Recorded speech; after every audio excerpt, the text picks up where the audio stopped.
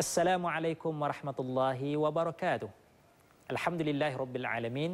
Wal aqibatu lil muttaqin wa la udwana illa 'alal zalimin. Wassalatu wassalamu ala asyrafil anbiya'i wal mursalin wa ala alihi wa sahbihi ajma'in, amma ba'd. Apa khabar tuan-tuan, puan-puan, muslimin, muslimat? Moga-moga kita dirahmati Allah Subhanahu wa taala. Syukur kita bertemu pada pagi ini dalam siri Al-Muqaddimah. Dan topik yang kita nak bincangkan pada siri kali ini ialah berkenaan dengan Inna Dina Yusrun. Sesungguhnya agama Islam itu merupakan satu agama yang mudah. Kalau kita lihat dalam suasana hari ini, ramai daripada kita yang menyatakan Islam ini ketinggalan zaman, Islam ini agama yang kolot, Islam ini sebagai satu agama yang sesuai di padang pasir, sesuai dengan zaman unta, sesuai dengan untuk manusia yang memakai jubah dan sebagainya. Adakah Islam sebegitu rupa? Begitu juga dengan ibadah Islam. Adakah Islam sebegitu rupa? Justru itu kita nak bincangkan satu konsep yang penting dalam agama kita berasaskan hadis Rasulullah sallallahu alaihi wasallam, Inna Dina Yusrun. Sesungguhnya agama itu, sesungguhnya praktikal ataupun amalan agama itu merupakan satu perkara yang mudah. Macam mana kita nak faham agama itu mudah? Jangan ke mana-mana, kita sambung perbincangan seketika nanti.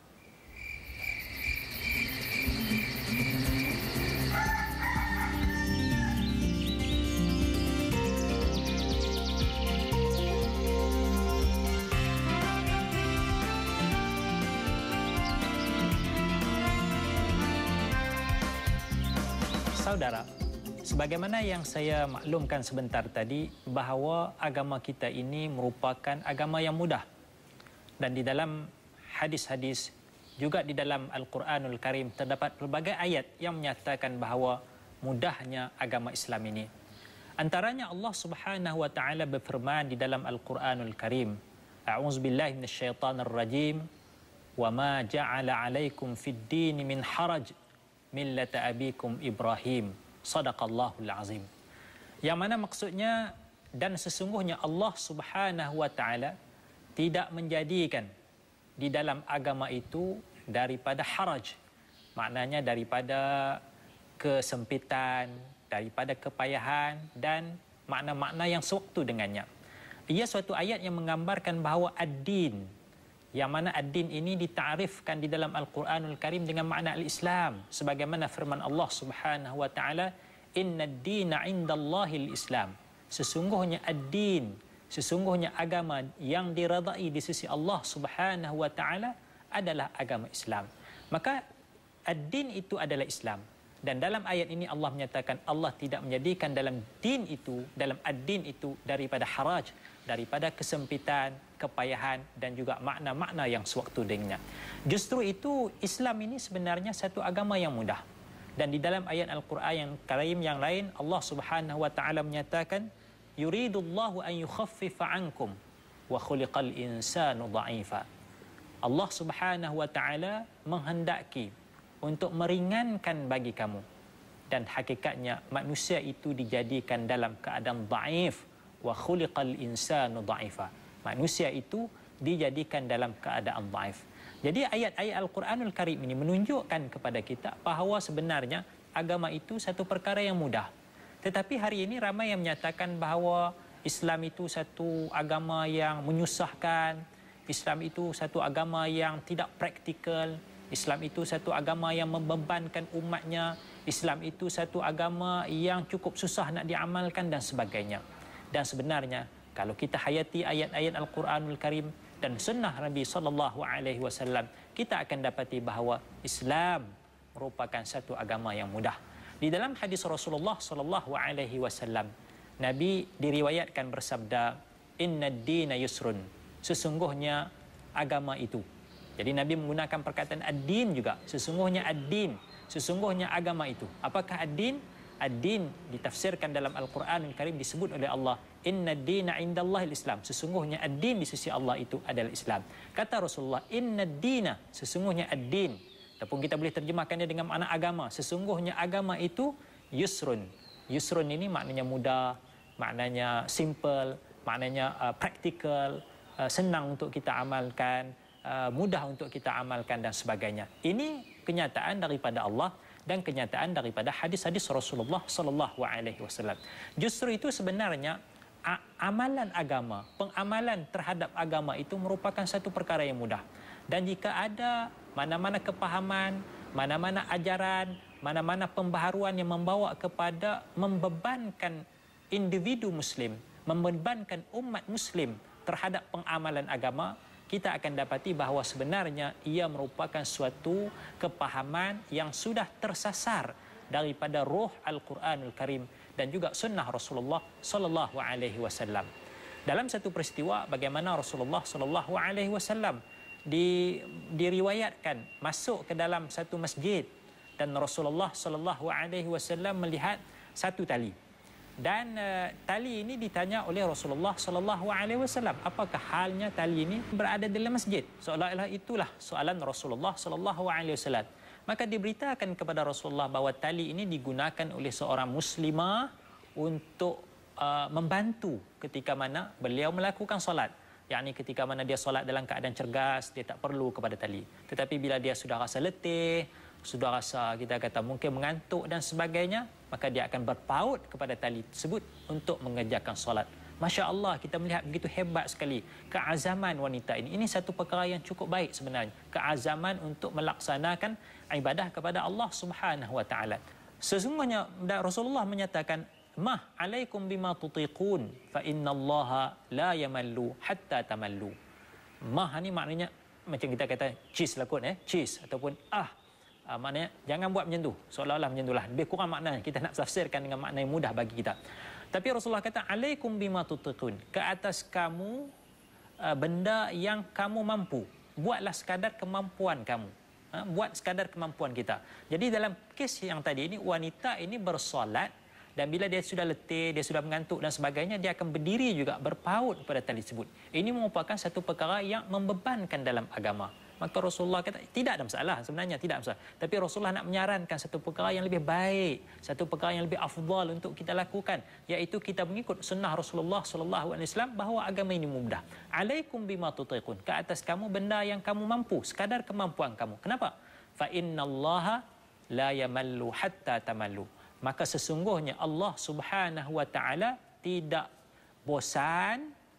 bosan hatta tamallu, hinggalah kamu merasa bosan. Maknanya Allah Subhanahu wa taala tidak bosan, tidak merasa jemu untuk memberi pahala kepada kamu. Allah Taala akan sentiasa memberi pahala. Hatta tamallu, hinggalah kamu merasa bosan, hinggalah kamu merasa jemu untuk melakukan ibadah kepada Allah Subhanahu. Selagi mana kita ada kemampuan, kita ada keazaman, kita ada kekuatan untuk melakukan ibadah, di sana tersedia ganjaran-ganjaran yang dijanjikan oleh Allah Subhanahu wa taala. Justru itu yang paling penting kita faham daripada Al-Quranul Karim dan juga daripada sunnah Rasulullah sallallahu alaihi wasallam bahawa agama itu pengamalannya adalah mudah, adalah praktikal. Berdasarkan hadis Rasul sallallahu alaihi wasallam, "Innad-dina yusrun." Sesungguhnya agama itu merupakan satu perkara yang mudah, satu perkara yang praktikal. Justru itu tuan-tuan, kita akan melihat dalam blok yang akan datang bagaimanakah contoh-contoh yang dikatakan mudahnya amalan beragama itu. Jangan ke mana-mana, jumpa seketika nanti.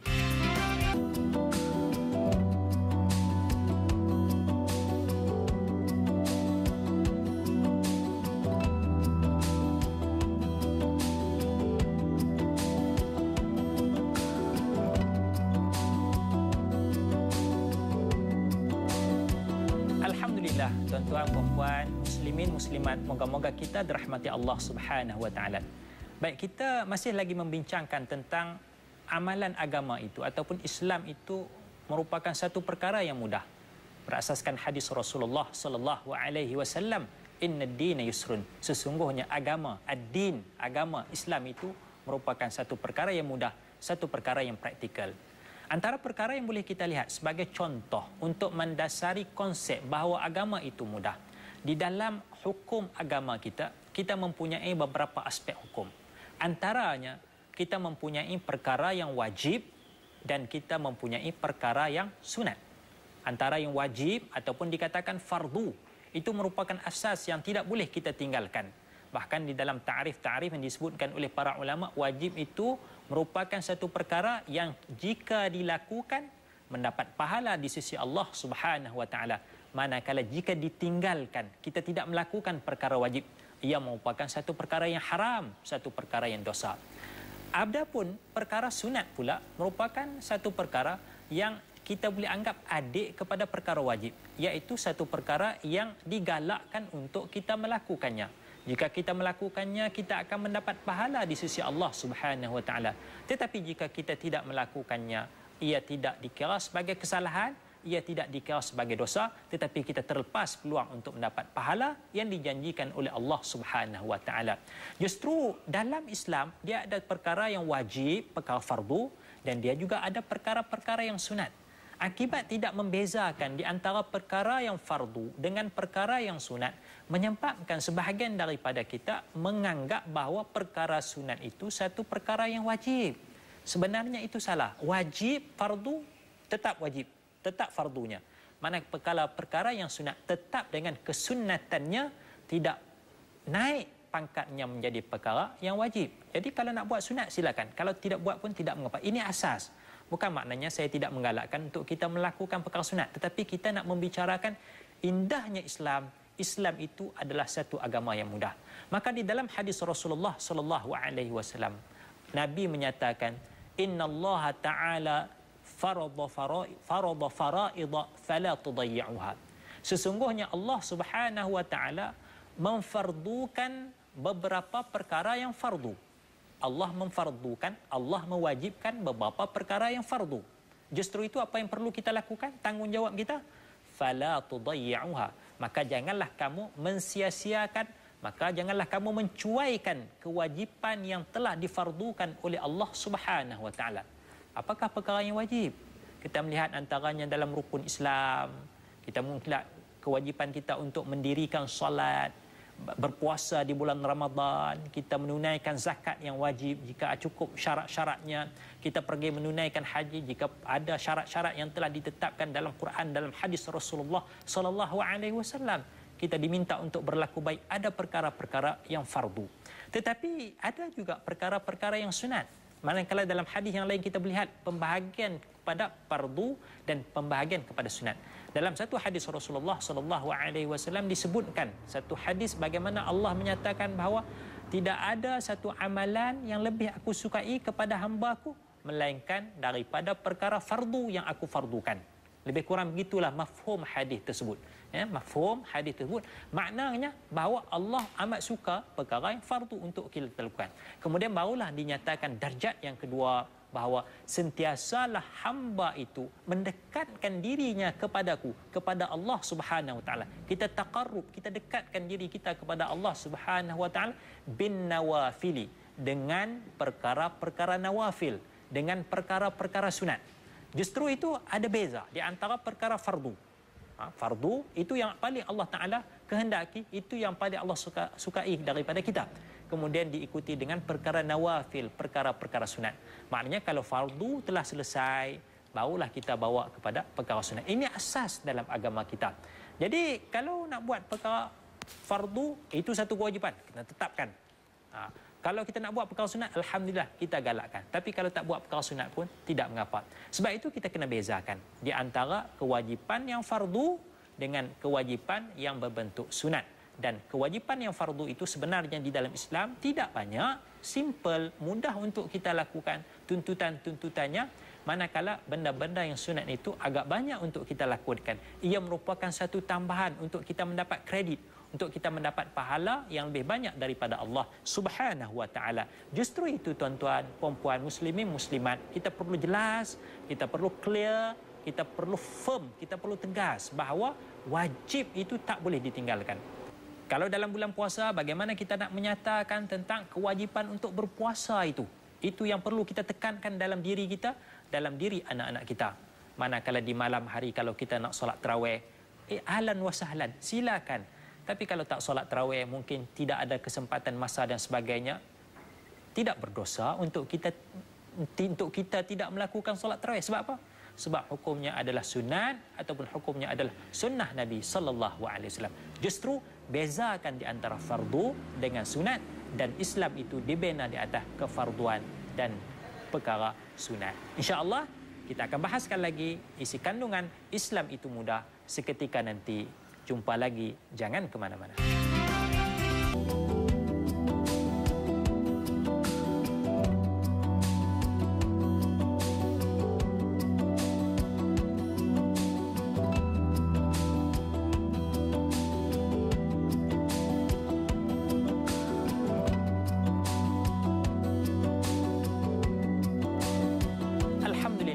Tuan-tuan, perempuan, muslimin, muslimat, moga-moga kita dirahmati Allah Subhanahu wa taala.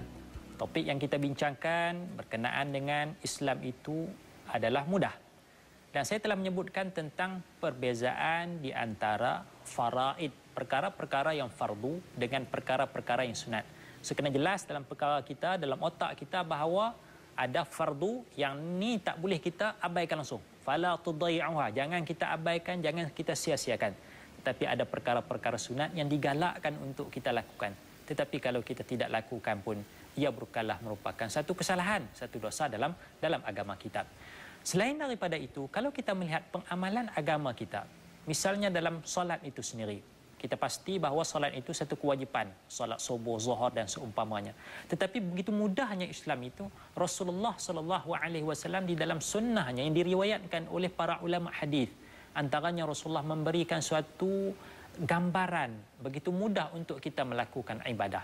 Baik, dalam solat kita mempelajari bahawa kewajipan untuk kita berdiri itu, berdiri tegak itu merupakan satu rukun dalam solat, ya, satu rukun dalam solat.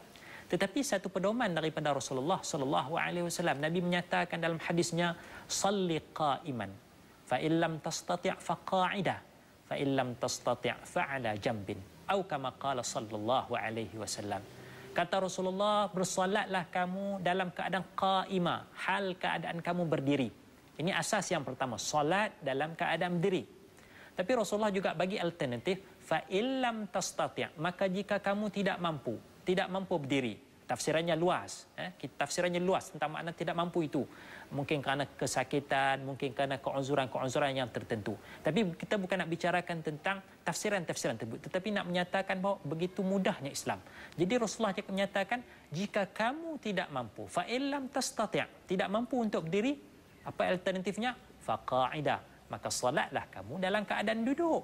Mudah. Sama ada nak duduk cara tahiyat awal, sama ada kita nak duduk cara duduk di atas kerusi, masuk dalam arti kata duduk. Dan Rasulullah SAW memberikan alternatif yang ketiga, fa illam tastati' fa 'ala jambin. Dan jika kamu tidak mampu, yakni tidak mampu untuk bersolat dalam keadaan duduk, fa 'ala jambin, maka solatlah di atas lambung kamu. Solat dalam keadaan berbaring. Begitu mudahnya, praktikalnya Islam yang ditunjukkan oleh Rasulullah SAW. Itu satu contoh. Begitu juga dalam keadaan kita bermusafir.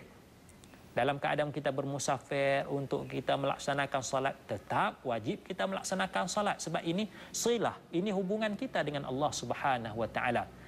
Jangan kita mengabaikan solat walaupun kita dalam keadaan musafir. Tetapi Islam mudah nak diamalkan ketika mana musafir diberikan kelonggaran, diberikan rukhsah yang tertentu. Sebab itu dalam musafir ini kita ada 3 alternatif. Sama ada kita nak solat secara qasar, sama ada kita nak solat secara jamak, ataupun kita nak solat secara qasar dan jamak. Qasar, apa itu qasar? Qasar maknanya memendekkan, kita pendekkan. Solat daripada 4 menjadi 2 rakaat. Zuhur asalnya 4 jadi 2, Asar asalnya 4 menjadi 2, Isya asalnya 4 menjadi 2. Mudah. Maknanya kita dah diringankan sedikit bebanan kita itu. Semayang tetap semayang, solat tetap solat, tapi diringankan. Kemudian juga kita diberikan satu keringanan untuk kita menjamakkan. Kita tak perlu berhenti banyak kali. Solat dengan asar boleh semayang satu waktu. Maghrib dengan isyak kita boleh solat satu waktu. Keringan. Kita boleh berhenti waktu zuhur, terus semayang asar. Walaupun asar masih lagi, sekarang kita katalah baru pukul 2, kita dah solat asar dah. Solat apa ni? Solat jamak. Kita himpunkan, mudah. Dan alternatif yang ketiga, lagi mudah. Kita solat secara pendekkan solat tu, kemudian kita jamakkan lagi. Begitu mudahnya Islam, hukum Islam itu. Sebab itu Rasulullah menyatakan, inna dina yusrun. Sesungguhnya agama itu mudah. Begitu juga kalau kita dalam keadaan musafir untuk berpuasa. Saya pernah ditanya, Ustaz, macam mana kalau kita musafir naik kapal terbang daripada Kuala Lumpur ke Amerika, ke United Kingdom, bila waktu kita nak berbuka puasa? Nak berpuasa ketika musafir. Saya kata, kenapa nak berpuasa? Bukankah Islam itu satu agama yang mudah? Kalau kita nak buka puasa mungkin agak payah nak tentukan jam sekian, pukul berapa, kita berada di atas langit sana mungkin nampak matahari sepanjang masa, wallahu alam kan. Tapi Islam itu begitu mudah. Maka Allah Subhanahu wa taala menyatakan dalam Al-Quranul Karim, "Wa man kana minkum wa man kana maridan aw ala safarin fa iddatun min ayyamin ukhra." Sesiapa yang sakit ataupun di atas musafir, dalam musafir, lalu dia berbuka puasa, harus fa iddatun min ayyamin ukhra, maka gantilah daripada hari-hari yang lain. Keringanan untuk kita berbuka puasa. Justru itu tuan-tuan, puan-puan, muslimin, muslimat, moga-moga kita dirahmati Allah Subhanahu wa taala.